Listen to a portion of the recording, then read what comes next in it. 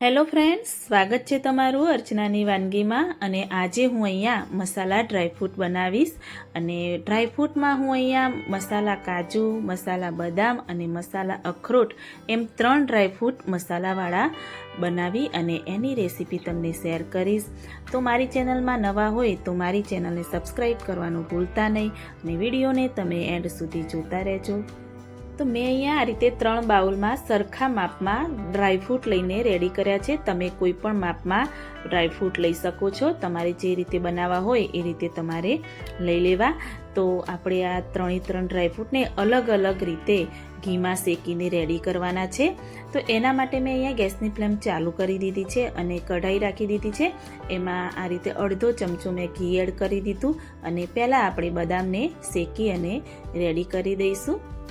થોડી golden brown થાય ત્યાં સુધી આપણે શેકતા રહીશું। અને ખાસ ધ્યાન રાખવું કે બધા જ ડ્રાયફ્રૂટ શેકતી વખતે આપણે ગેસની ફ્લેમ એકદમ મીડિયમ સ્લો રાખવાની છે।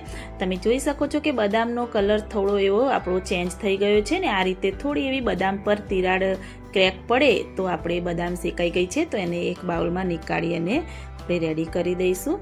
તો કઢાઈમાંથી બધી બદામ હું બાઉલમાં નીકાળી દઈશ અને એ જ કઢાઈમાં થોડું ઘી લઈ અને અખરોટ મેં અંદર એડ કરી દીધી છે।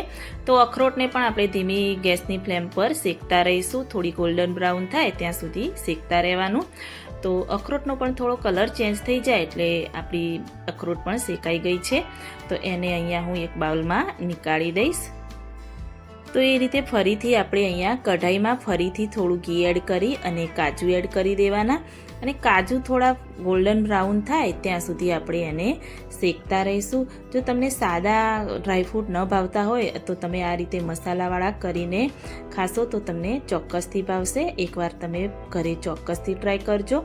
તમે જોઈ શકો છો કે કાજુ આપણા સરસ એવો કલર ચેન્જ થઈ ગયો છે, તો એને હું અહીંયા એક બાઉલમાં નીકાળી દઈશ।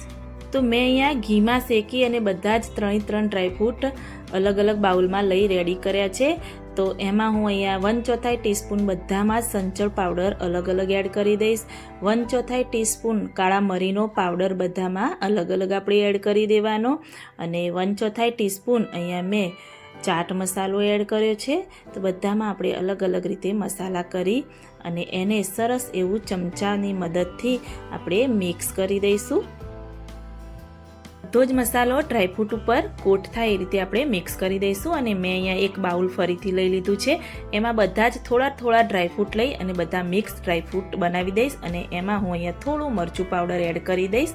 જેવું તીખું જોઈએ એ રીતે તમે મરચું પાવડર એડ કરી શકો છો અને સરસ એવા તીખા સ્પાઇસી ડ્રાયફ્રૂટ હું બનાવી અને રેડી કરીશ। અને જે મરચાં વગરના છે એ મેં અહીંયા માનવ માયર માટે બનાવ્યા છે અને મરચાંવાળા બીજા ઘરના સભ્યો માટે બનાવીને રેડી કર્યા છે। તો તમે આ રીતે પિસ્તાને પણ સરસ એવા મસાલાવાળા બનાવી શકો છો। તો સરસ મજાના ટેસ્ટી એવા મસાલા ડ્રાયફ્રૂટ બનીને રેડી થઈ ગયા છે। તો મારી આ રેસીપી તમને કેવી લાગી એ મને કમેન્ટમાં જરૂરથી બતાવજો। અને જો મારી રેસીપી સારી લાગી હોય તો મારી ચેનલને લાઈક, શેર, કમેન્ટ કરવાનું ભૂલતા નહીં। તો મળીએ કોઈ એક નવી રેસીપી સાથે, ત્યાં સુધી બાય બાય।